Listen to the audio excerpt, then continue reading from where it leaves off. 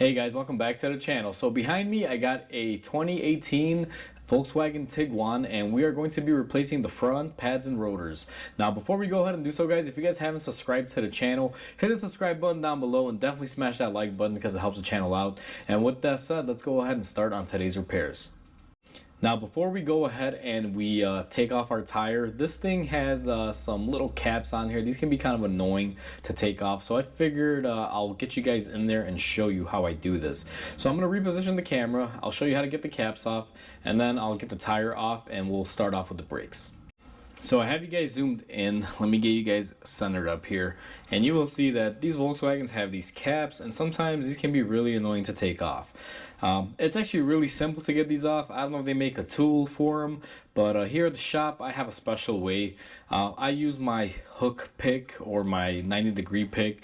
I'm gonna zoom you guys out a little bit and I'll show you what the tool looks like. So it's gonna be this one, and it's just a 90-degree pick. Sometimes a hook pick will work as well.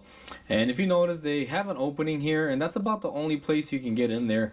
There's nothing there on the sides that you can grab onto. So what I do is I take my pick, I put it in there, and I just go ahead and pull out on it. Now sometimes they don't come out on the first one. You're gonna have to go ahead and pull out on them. Let's try another one here, and you can see that one got loosened up and we should be able to get it out. Be very careful because obviously the pick can be sharp in case you slip and you scratch the wheel, but I find this is the best way without damaging these. As you can see, we haven't done any damage to it, and the reason why these are so tight, if you look at them, they're actually shaped out exactly in the same size that the lug nut is, or the lug stud in this scenario, so that's why these can be a little difficult to take off. Now that we got those little plastic covers off, and you guys saw how we do it, you just go ahead and take a 17mm and take your wheel off. This has those lug nuts that are kind of basically studded, so there's no studs on here, so be careful when you take off the wheel, that way it doesn't fall on you. But now that we have our wheel off, we are accessing our brakes.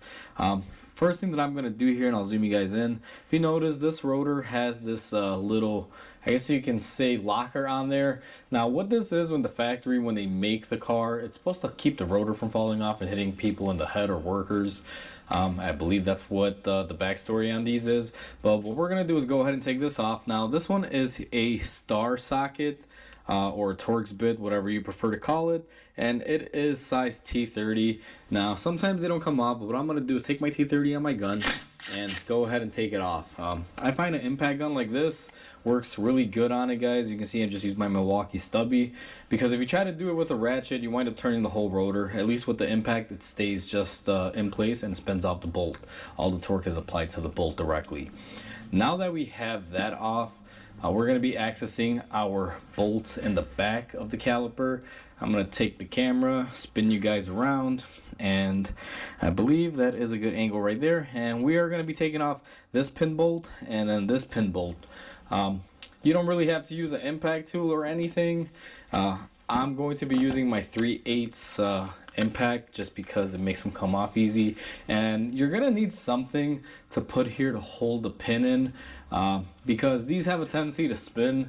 So what I like to do is I have the special Nipex. It has no teeth, it's kind of like a wrench, and I'm going to go ahead and size it in there and grab it.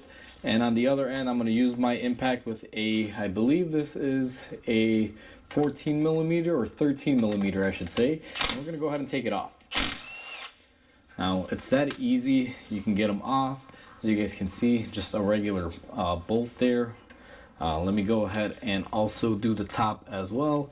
Hold it on the inside and then come in here and hit it off. Now these can be a little stubborn sometimes, and this will spin with it. That's why I'm holding them, guys, just to give you guys a heads up. I have you guys pushed back a little bit. What I'm going to do now is take a pry bar, and I'm going to use this to get our caliper off. Sometimes these can be wedged in there. If they are, you can come in here and compress the piston a little bit. However, on this one, it's a fairly new car. These are original brakes, so we're just going to use this to get them off. It's really simple. And then what I like to do is normally I'll hang up my caliper. These are a little unique with the line, they're kind of short, so I just set it up here and mind it. Let me just adjust, you guys see how I have that set up. So I just leave it hanging up there, and I make sure not to drop it, and I'm very, very careful. The next stage, now that we have that done, is we're going to compress our piston just while we have it up there. Better get it out of the way now. You can use a variety of tools on this. However, I'm going to be using this particular tool. It's a laying tool, and this is pretty simple. You just put this in here like so, and we're gonna go ahead and compress it. Now I realize I don't have you guys in the best frame, so I'm going to go ahead and readjust here on the fly just because it's quicker than cutting. So you take your tool, your piston's already out, you're gonna put it in there, and this particular tool, all you have to do on it is ratchet out, and you will see here if you get in the right mode, all you do is ratchet out. And I know it's loosening technically, but it's just because the way I positioned my tool in there. And we're going to drive this back here nice and easy. Now this should go in here pretty easily. If it's fighting you guys, you may want to look at your caliper. The noise that you're hearing is just the backing plate because I have it resting on there. So let's go ahead and spin this all the way.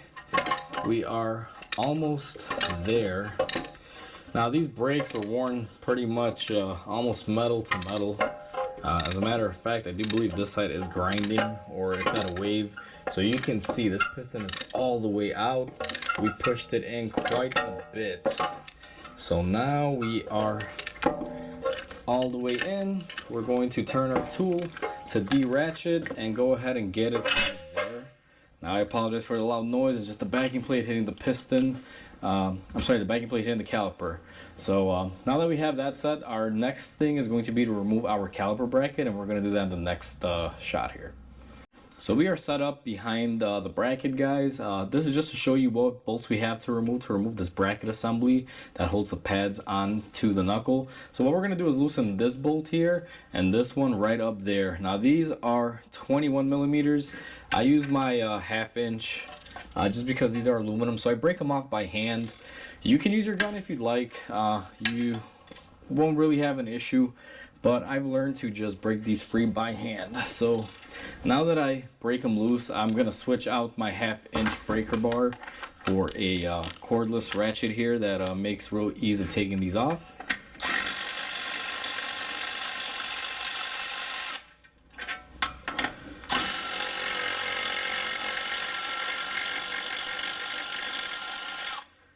Now, one thing I really didn't mention, if you guys will notice up here, my fingers are holding the bracket in place. That's because once you remove both of these bolts right here, this bracket will simply come off, and you don't want to drop it on anything. So you just go ahead and grab it and slide it out of there, and we're going to go ahead and get our rotor off next. So we need to get our rotor off. These are usually held in by that bolt that we removed previously. You guys saw it. And what I like to do is, because we're going to be using a hammer to get it off, I'm going to install one of the lug nuts or lug studs, whatever these are called. Volkswagens and European cars, they use this design, guys. Let me see if I can just get it threaded in here. This will serve as a stud to hold the rotor on, so when I hit it, it doesn't come off and hit me or fly towards the camera. You're just gonna take a hammer, and if, let's say, for whatever reason you have to take the rotor off but you're planning on reusing it, you're gonna want to hit within this area in the inside. Do not hit the fascia. However, we are replacing these are junk, so I'm gonna go ahead and just wail on it right here on the side and crack it loose. And 2 solid hits just like that. You can see that the rotor would have came off if we hadn't fastened it on there with this. So we're gonna go ahead and push it in and try to hold it up. These Volkswagens, guys, Audis, Mercedes, they all use this design. If you're not too careful, you can get seriously hurt. So we're gonna go ahead and take this off, and these things are heavy. These are some pretty massive rotors for this little 2.0 turbo, but you know, that's how they do it. They use massive brakes. Next stage is we're going to be taking our 90-degree grinder, or whatever you want to call it, and I have a cookie set up on there. It's a surface prep cookie, and we're going to be cleaning off our hub areas. Now, key thing to mention, you see where this dark circle is in here, guys? I'm sorry, this lighter area here where the studs are. You don't really have to clean that up and get too crazy to clean that off, because this here has a lip. So this is a little bit recessed, this is a little higher. So you have this here and that here. Now make it a good practice to clean it all. That's what I'm going to do. Now this tool makes a lot of noise, but I'll show you guys really quick. We're going to go ahead and do that. It's very loud, so I'm going to clean it up, and I'll be right back once we're all set. Our hub surface is nice and clean. Don't get too carried away with this. You don't need to polish it. You're looking to get off any rust, debris, any ridges, and level it off, and that's what we have achieved. What I'm going to do next is go ahead and take my rotor, and we need to spin it around and line up with our little bolt that we removed, our T30. I always put these back. Some guys don't. I make it a habit of putting them back. Not because it does anything, guys, or that you need to. Actually, I'll take that back. On these cars, I would say it's a good idea to put it back because it holds the rotor into one position for all the studs. So that way when you put your wheels on and off, this rotor doesn't free float and get mixed up and you have to reposition it.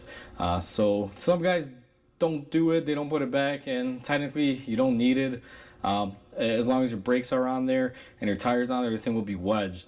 But just because it came off and it's good, we're gonna put it back on. No torque needed, just go ahead and give it a little blast there. She is nice and tight. So that is the rotor installed now. Everything is nice and good. Next thing we're gonna do is go ahead and clean up and prep our bracket, and I'll show you guys that on the bench. We have our bracket on our bench. Brake pads are still installed. You guys will see that these are pretty much almost metal to metal. What I like to do is go ahead and hit them off. They'll come off. There's the material on that one. And go ahead and take off the other one. You guys can see this was getting more metal to metal. Now these are junk, so we're just gonna go ahead, throw them to the side. We don't really need them. What we're gonna do first is go ahead and take our pins out one by one. We're gonna clean off any grease that was on them, and we're going to take our new grease and go ahead and be very generous. You really don't want these pins to seize. Make sure you got plenty of lube on there.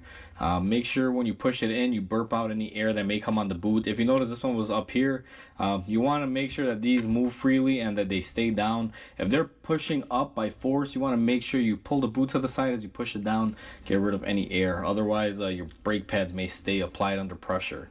And now we're going to take our other one. These do have two different styles. Notice the last one had a bushing here and this one doesn't.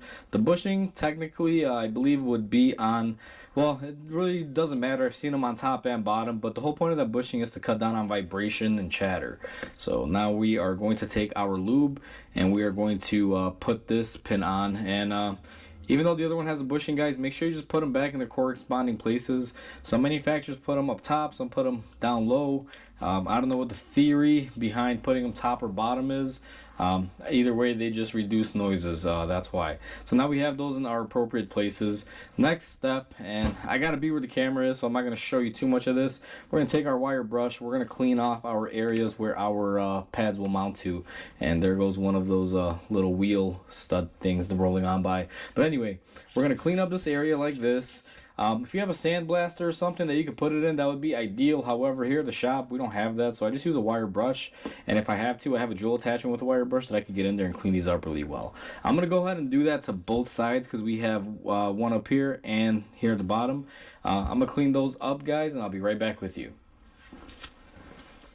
Now that we've gone ahead and we cleaned up our areas with a wire brush, what we're going to do is take some brake lube and we are going to go ahead and lube up these areas where pretty much you have contact.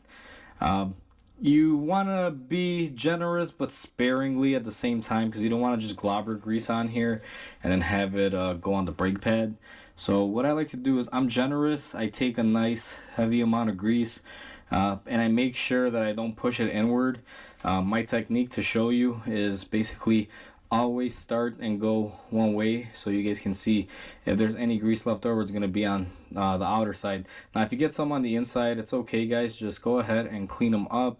Always run it in there, but you're going to achieve something like this. You guys can see Both sides have a good, I just touched that side, a good amount of grease on there. Let me go ahead and fix my little mistake here.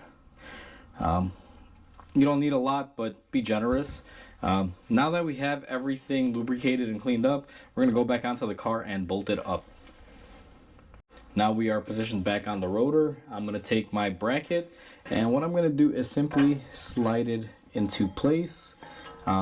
Pretty simple, guys. And we're going to take our hardware or bolts and start hand threading them in there. Make sure you got a couple good threads before you let it go. Let's see here. I believe I have it. Let me grab it from the bottom. Sorry, guys. I'm trying not to block the camera, and it makes it difficult. But typically, a couple threads.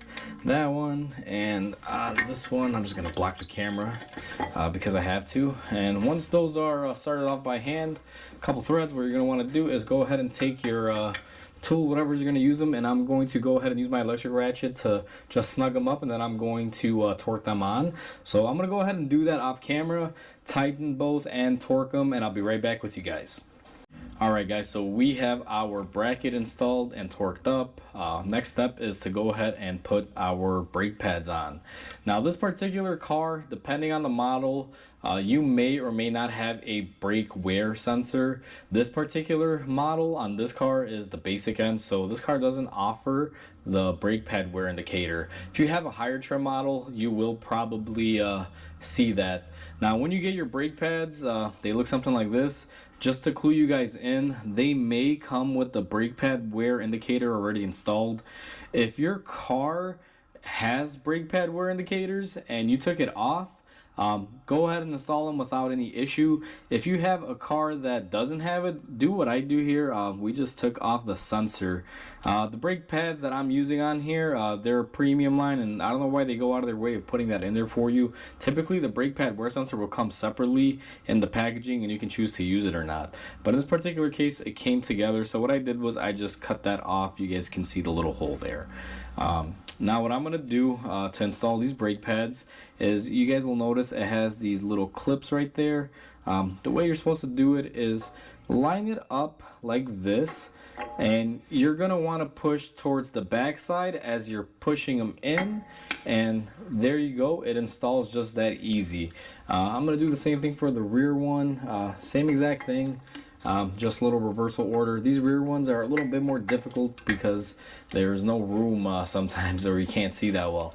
Now one thing that I want to point out to everyone on here, if your brake pads do not go on as easy as these did, and if you don't have, see how easy they are to move, if you don't have that on your brakes, you need to go back and clean your bracket. Don't think that you're going to shave down the brake pad tabs because the paint or this or that. It's the bracket, guys. Always clean this up very thoroughly, and your brake pads will go on as easy as mine just did. So now that we have that set, what I'm going to do is zoom in on the caliper. We're going to bring it back up top here. I have it hanging out of the way, and what we're going to do is go ahead and prep our caliper. So now we are looking at our caliper. Previously, you guys saw that we went ahead and we pushed that piston back in. Now what we're going to do is take some grease, and we are going to apply it to the piston face, and anywhere the brake pads will basically make contact. Now you don't have to go crazy here, just enough. And I also put some on these tabs here where the brake pad for the outer one is going to ride on. The whole point behind this is anytime you have two metal to metal surfaces, there is a potential that you could have metal to metal noise. Putting a little lube on there will help take that noise away. However, we do have premium pads that they have their own little shim kit, so you won't get any noises or vibrations out of what we're using. But it's always a good practice, and to show you guys here, you'll see I coated the inside and then just the piston face.